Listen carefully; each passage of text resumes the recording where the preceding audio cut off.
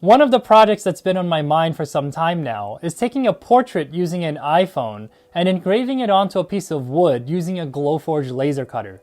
What better time to pursue this project than now, when I've recently made the upgrade from an iPhone 7 Plus to an iPhone 12 Pro Max, where the quality of the images that comes out of the cameras of these two phones are like night and day. Hi there, I'm Tim. Welcome to my channel, and today we're going to be taking a portrait using an iPhone 12 Pro Max and engraving it onto a piece of plywood using a Glowforge laser cutter. The subject for this will be my dog, Lady, who is a really great pet.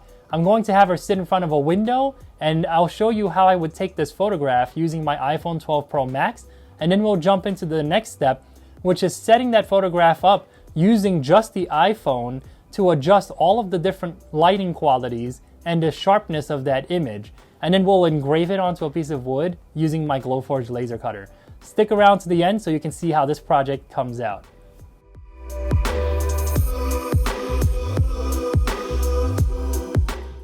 So here's my dog Lady, who I just brought over to my window. The sun is kind of peeking out every now and then, but it's typically just going away and staying cloudy. So I'll show you how I would take this photograph using portrait mode on an iPhone 12 Pro Max. What I would do first is I would move back a little bit so that I get more of her body and her face into the frame. The moment I do that, I'll hold my finger down right on her face in the camera on my screen so that I can lock in that focus. So once I start holding my finger down, you'll see an AE/AF lock option come out at the very top. Once that option comes up, I can now put my finger on the screen and then either go down to lower the different amount of light coming into the lens, or I can go up and increase the amount of light. I actually want to go down because I want that contrast. So once I have that, I can start taking these photographs.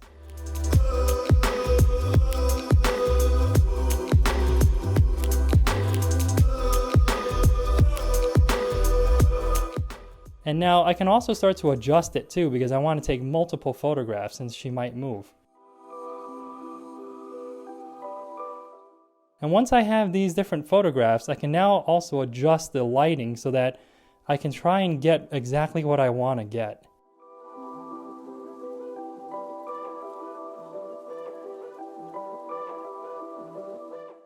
I can also move down a little bit just to change that perspective.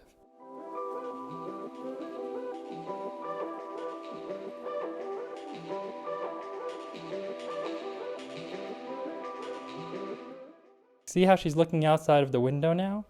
It's actually bringing a lot more shadows onto one side of her face, but it's illuminating her eyes. So I really want to capture that, so I'll decrease the amount of light.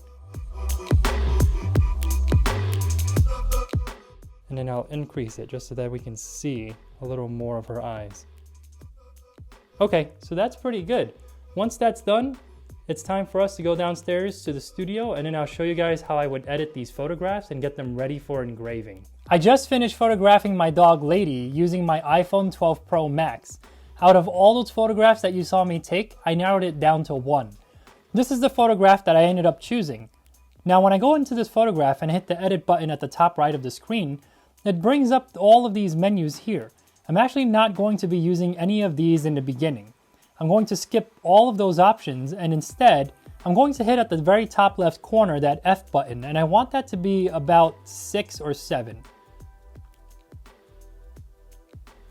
So I like the way that this photograph looks right now, because what that f-stop did was it actually kept Lady in focus and it blurred the background behind her. Now that I like this as the option, I'm going to hit the button at the bottom of the screen, and it's the third one from the left.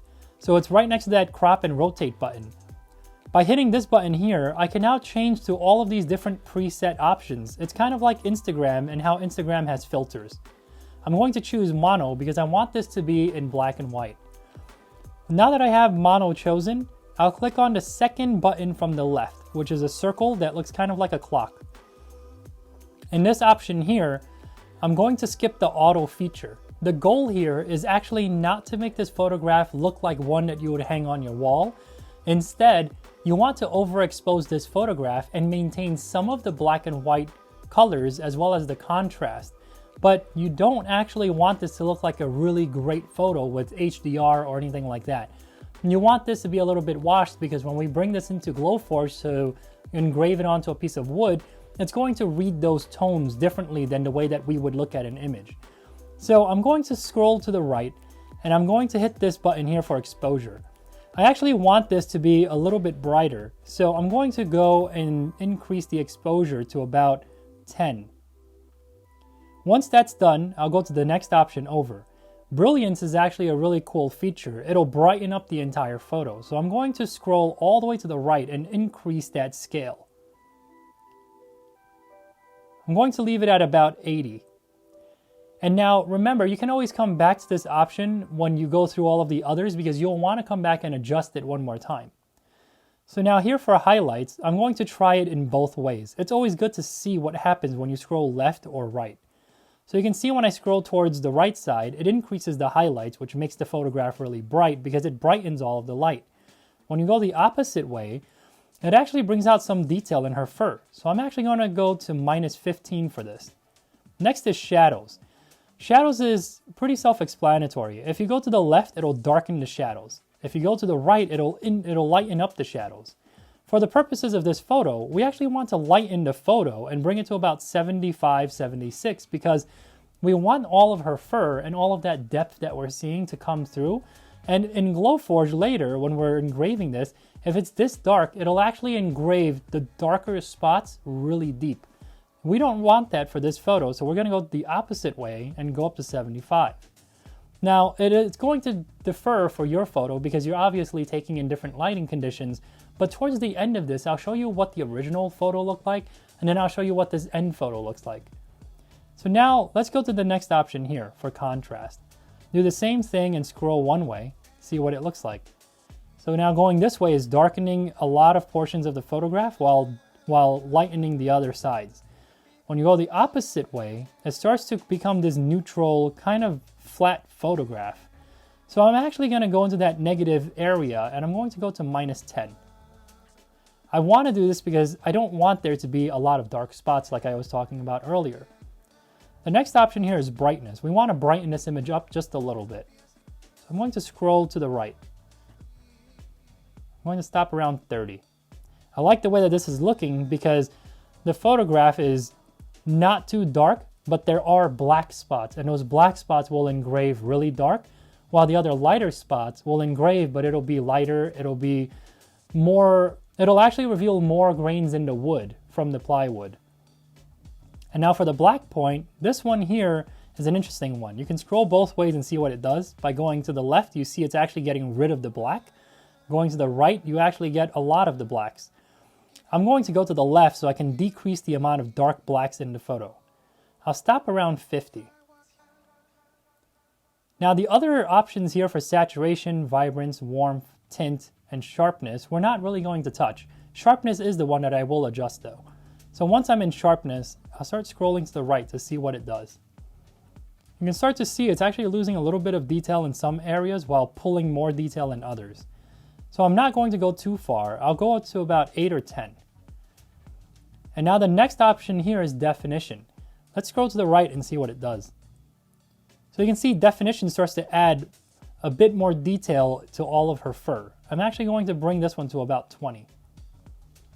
Now that that's set, the other two options I won't be using. But now that we've gone through all of the options, I typically go all the way back to the beginning and see if there's anything that I want to adjust. For example, the image might seem a little bit too bright now, so I can actually go in and decrease the brilliance to about 70. And then I'll go to the exposure and I'll decrease that just a little bit too. And now that this photograph is complete, let me show you what it looks like before and after. This is what we started with. This is what we have now. You can see a big difference between the two. In the original one, you see that her snout is actually dark. In this one here, her snout is lighter. This will end up engraving really well because when we engrave this photo, a lot of the lighter parts will still engrave, but it'll maintain all of those different tones that we're seeing in this photo now. And remember, when you're engraving on a piece of wood, once it starts to engrave really deep and it starts to char, it'll end up turning the wood black. So we want a lot of these white spots and we want all of this contrast, but what we don't want is to take this image and turn it into a HDR image. Let me show you what that looks like, because I did go through a different example with this same photograph, and that one didn't turn out as well. So this is what we ended up with. And this is what I tried before. In this option here, you can actually see that there's so much density and there's so much contrast in the photo. This one didn't engrave as well, even though it looks great to us, which is a little ironic, isn't it? So instead of having a photograph that looks great to our eyes, the Glowforge wants to see something that looks more like this. It wants something that's lighter and has a lot of variations of gray. If we go into something that has a lot of dark spots, it'll end up pulling all those dark areas and it'll create an image that is really, really dark when it's engraved. So now that we've gone through all of the options here and I've showed you how I would edit the photo, let's jump into the next step where I'll show you what my Adobe Illustrator setup looks like with a frame that I quickly designed, and then I'll walk you through the Glowforge interface and how I would actually set up the settings. Here in Adobe Illustrator, you can see the simple frame that I designed to go around the photo engraving of Lady. The lines that are shown here in black, including the circles, are going to be cut out. The line shown here in red is going to be scored. What that means is, once I'm done engraving the image, the laser will go around and actually clean up the edges by drawing this line, and it won't cut all the way through. The only reason why I have this here is because I want to make sure that the edges of the photograph will be very clean. Once I had this laid out, I then brought in that image of Lady, and this is what it looks like. You can see in that image the fact that she's really white, really washed out, and there's some contrast in there, but the photo itself is very bright. This isn't something you would want to do as a photographer, but in this case, this is what you want so that your laser cutter can actually read the image and get you the different depths and layers that you're looking for.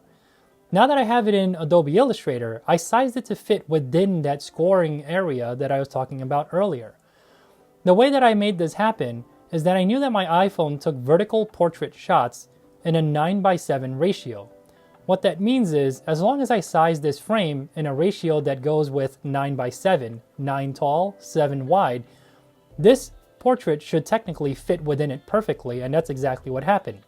So now that we're done talking about the frame and this photograph of Lady in Illustrator, let me show you how I would set this up in my Glowforge interface. Here's my Glowforge interface where you can see I've already imported my picture frame and the photograph of Lady.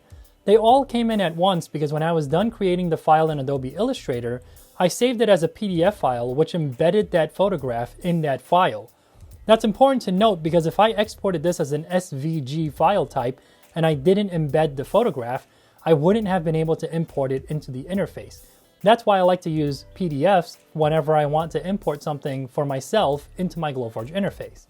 Once I did that, I set my material to medium walnut plywood. However, for this project, I'm actually going to be using Mahogany plywood, which you can already see scanned into my laser bed behind the actual file. The reason why I'm choosing medium walnut plywood is because the supplier that I purchased the Mahogany plywood from highly recommends using medium walnut plywood settings for getting the engraving. When I had that setting, I went into that engraving area and I scrolled down to lines per inch. I changed it to 225 because I wanted the lines to be tighter to give me a slightly darker image when I engraved the plywood with Lady. I also decided to leave the grayscale here as convert to dots. I've always had more success with this option than converting to patterns and varying power. These other two options have their own areas where they would do very well in, but for me personally, for photographs, I love to use convert to dots.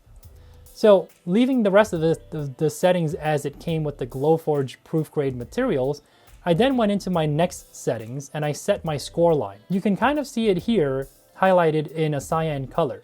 The score line will go around the photograph.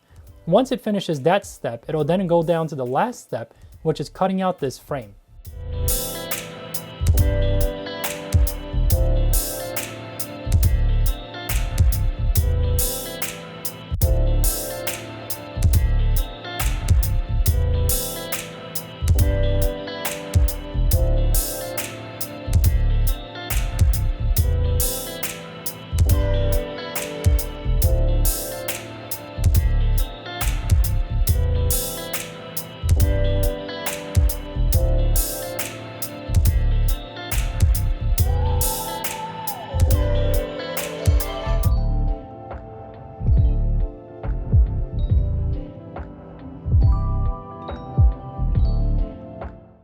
I hope you enjoyed this video where I explored the idea of taking and editing a photo using only an iPhone 12 Pro Max and then engraving that photo onto a piece of plywood using a Glowforge laser cutter. If you're interested in purchasing a Glowforge for yourself, make sure you scroll down to the description section of this video where I'll share a link that'll get you up to $500 off of your purchase of a Glowforge. Now with that, please leave a comment below and let me know what you think about how this project came out, and remember to support this channel by liking this video and subscribing for more like it.